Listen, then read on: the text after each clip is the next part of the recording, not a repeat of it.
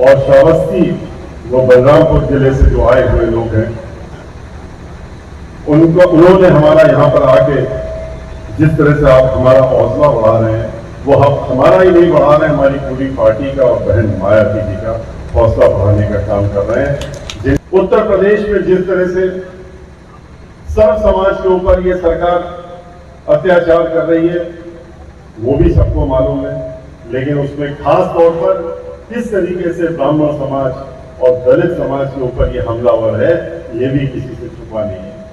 इन दोनों ही लोगों के ऊपर ये चुन चुन करके इस तरीके से हमलावर हैं कि उनको नुकसान पहुंचाने की, जैसे इन्होंने कसम खा ली हो और ठान लिया हो कि इन लोगों को तो हम नुकसान पहुंचा के रहेंगे। चाहे वो महिलाओं का उत्पीड़न हो, बलात्कार हो, चाहे वो गरीबों की और दलितों की झोपड़ियों पर उन बुलडोजर चलाने का काम हो, और चाहे ब्राह्मण समाज की चुन चुन करके हत्या होने का कार्य हो और उनको चुन चुन करके मारने का भी काम, शूट आउट करने का काम, एनकाउंटर करने का काम हो रहा हो, वो किसी से छुपा नहीं। ये भारतीय जनता पार्टी वो पार्टी है जिससे कि आप लोगों से, आपको आकर के भ्रमित करके, आपके सामने झूठे झूठे वादे करके, एक झूठ का मुखौटा पहन करके और आपसे वोट लेने का काम किया।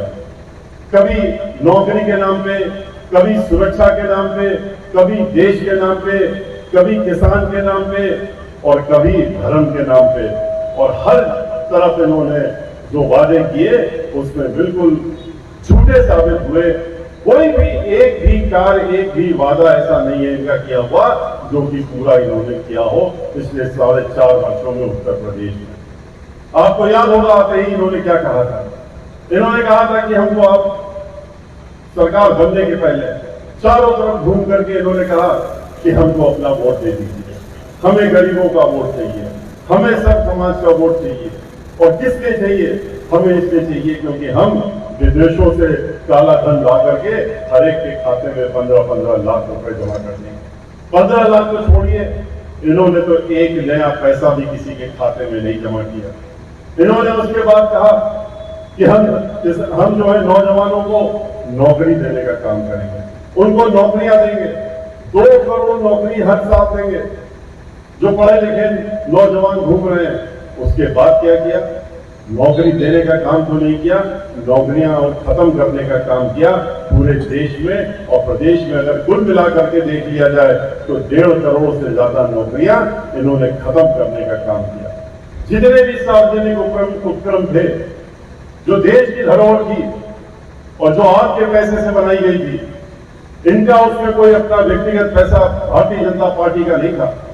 हम लोगों ने टैक्स दे करके जिन उपक्रमों को बनाया था, और जहां पर नौकरियां होती थी, सरकारी नौकरियां होती थी, चाहे वो रेलवे हो, चाहे वो ओएनजीसी हो, चाहे वो ऑयल इंडिया कंपनी हो, चाहे ऑयल की और कंपनियां हो, गैस अथॉरिटी हो, चाहे लाइफ इंश्योरेंस कॉर्पोरेशन हो, और चाहे बैंकें हो, उन्होंने चाहे एयर इंडिया हो और चाहे HAL हो, इन्होंने तो बिजली घर को भी नहीं छोड़ा, उनको भी निजीकरण करके, और उन कुछ चुनिंदा इनके जो उद्योगपति हैं जो इनको हजारों करोड़ रुपया देते हैं अपनी पार्टी के लिए, चुनाव लड़ने के लिए, उनके हाथों में बेचने का काम करते। और उसको बेचने का नतीजा क्या निकला कि नौकरियां चली गई।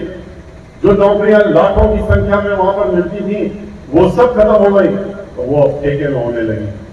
और लोगों से वादा किया था कि हम तुमको 2 करोड़ नौकरियां देंगे, हर साल नई नौकरियां देंगे। लोगों ने पूछा इनसे, नौजवानों ने जिनके पास नौकरियां नहीं थी, आंदोलन किया और कहा कि कहां गई वो नौकरियां, कहां गया वो वादा? तो उनसे क्या कहते हैं कि वो वादा हमने किया था, लेकिन हम नौकरी अब नहीं दे सकते, नौकरी देने का कोई स्थान नहीं बचा है, लेकिन तुम अपना रोजगार कर लो। कौन सा रोजगार कर लो? उन्होंने पूछा। तो उनसे कहते हैं कि तुम पकौड़े बेचने का काम करो। जो PhD डिग्री होल्डर जो पूरे प्रदेश में घूम घूम के इनके लिए वोट मांग रहे थे, उनसे कहते हैं कि अब तुम पकौड़े बेचो, तुमको नौकरी नहीं दे सकते, और नौकरी मांगोगे तो हम तुमको लाठियां देंगे। क्योंकि लाठीचार्ज जब नौकरी पाने के लिए कोई खड़ा होता है उत्तर प्रदेश में, लखनऊ में, तो उनका लाठियों से स्वागत करने का काम ये सरकार करती है। जो पकौड़े बेचते हैं, जो ठेले लगाते हैं, खोंचा लगाते हैं, हम लोग उस काम को कोई खराब नहीं मानते, क्योंकि हमारी पार्टी तो गरीबों के लिए ही पार्टी बनी हुई है और उन्हीं के लिए लड़ती है, दिन रात उनके लिए काम करती है। लेकिन झूठे वादे तो नहीं करने चाहिए। पढ़े लिखे पीएचडी होल्डरों से कहते हो कि तुमको हम नौकरी देंगे और फिर उनसे कहते हो कि तुम पकौड़े बेचो जाके, हम नौकरी नहीं दे सकते। महिलाओं से क्या कहा इन्होंने? महिलाओं से कहा कि हम तुम्हें सुरक्षा देंगे, हम तुम्हारा गैस सिलेंडर देंगे, तुम्हारा लकड़ी का चूल्हा हटा देंगे। एक बार सिलेंडर दिया, 2 बार दिया, उसके बाद क्या हुआ? उसके बाद तो उस सिलेंडर जो 200 रुपए का मिलता था, उसके दाम बढ़ाते बढ़ाते 900 और 1000 पहुंचाने का काम कर दिया। जिस तरह से पेट्रोल के दाम बढ़ा करके 60 से 110 पहुंचाने का काम किया है, इसी तरह से उसके दाम भी बढ़ा दिए। हर चीज के दाम बढ़ा दिए।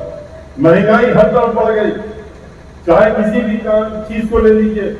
जितनी महंगाई इस समय है, इतनी महंगाई तो कभी किसी ने स्वप्न में नहीं सोची थी कि हर चीज इतनी महंगी हो जाएगी। लेकिन इनको फर्क नहीं पड़ता, सुरक्षा के नाम पे वोट मांगते हैं और महिलाओं से कहते हैं कि हमको वोट दो। उन्होंने दिया और सुरक्षा क्या दी इन्होंने? सुरक्षा के नाम पे आज तो हर रोज, हर 2 घंटे में एक महिला का उत्पीड़न होता है और उसके साथ उत्तर प्रदेश में बलात्कार हो रहा है। ऐसी सुरक्षा इन्होंने देने की थी। याद करिए बहन मायावती जी का जो कार्यकाल था, उनकी जब सरकार चल रही थी 2007 से 12 के बीच में, रात के 2 बजे भी अगर कोई महिला या कोई लड़की घर की, उसको घर से बाहर जाने की जरूरत पड़ जाती थी, वो घर से निकलने में हिचकती नहीं थी और घर से बाहर इसलिए निकल जाती थी निडर होके, क्योंकि उसको मालूम था कि उसकी तरफ कोई बुरी निगाह उठा के नहीं देख पाएगा, क्योंकि उत्तर प्रदेश की मुख्यमंत्री बहन मायावती जी हैं, ये उसको मालूम था। जो कानून द्वारा कानून का राज चलाती थी, अपने सांसद को भी नहीं छोड़ा उन्होंने। पार्टी का सांसद 2007 में 15 दिन पुरानी सरकार थी, लेकिन बहन उन्होंने अपने हाथ में कानून लेने का काम किया था, तो बहन मायावती जी ने अपने घर में बुला करके और हथकड़ी लगवा करके जेल भिजवाने का काम किया था और पूरे 5 साल तक जेल में रखने का काम किया था। वहां कोई भेदभाव नहीं होता, वहां इस सरकार की तरह नहीं कि ये सारे मुजरिम तो हमारे अपने हैं, इनको छोड़ दो, लेकिन उन दूसरे जो हैं उनको ठिकाने लगा दो।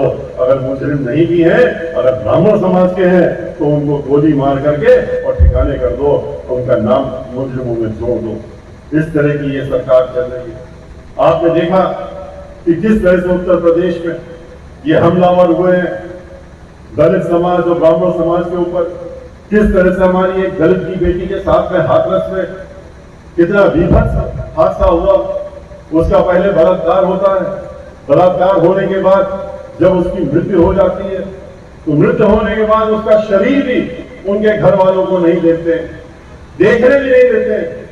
घर वाले चिल्लाते रहे, चीखते रहे कि हमको उसका शक्ल तो दिखा दो, शरीर नहीं दे रहे, उसकी सूरत को दिखा दो, लेकिन नहीं।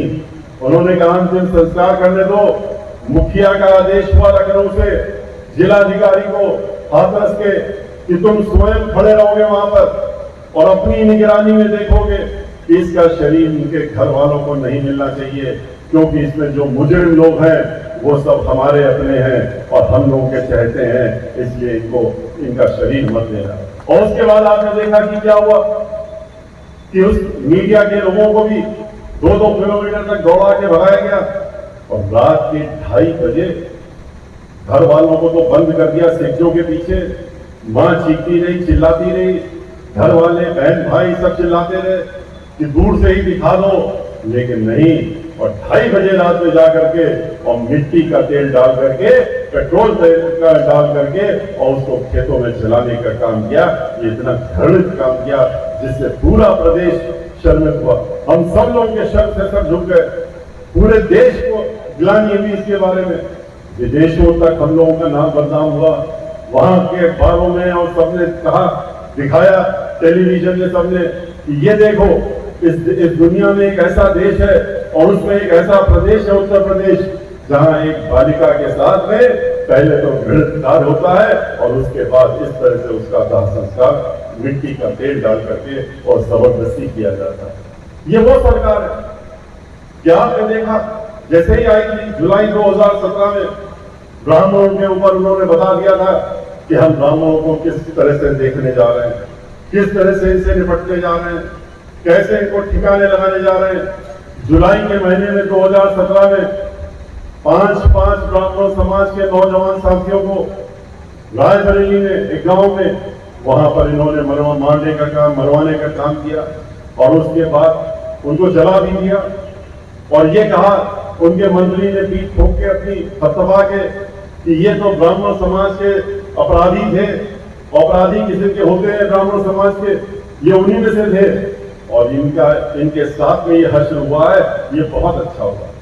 जब हम गए रायबरेली उनके घर पे और वहां जाके उनके घर पे देखा, हमने तो सोचा कि बड़े भारी अपराधी है, बड़ा धन दौलत होगी इनके पास, लेकिन वहां पर तो जाके देखा कि उनके पास तो छोटी सी एक झोपड़ी थी, 10 बाई 12 फुट की झोपड़ियों में रहते थे वो लोग। उनकी उस झोपड़ी को भी नहीं छोड़ा, उसको भी आग के ठिकाने लगा दिया और उसको भी जलाने का काम किया इन्होंने। तभी से बता दिया था कि हम किस तरीके से ब्राह्मण समाज के ऊपर हम जो है अब आगे बढ़ने वाले हैं। और उसके बाद तो सिलसिला लग गया, चाहे गोरखपुर हो जहां की एक वरिष्ठ अधिवक्ता को गोली से मार दिया गया क्योंकि वो मुखर ट्रेन के खिलाफ खुल करके बोलने का काम करते थे, चाहे इलाहाबाद में अधिवक्ता को मारा हो, चाहे लखनऊ में अधिवक्ता को मार दिया गया, कितने लोगों को मिर्जापुर में 5 बच्चों को मरवा दिया।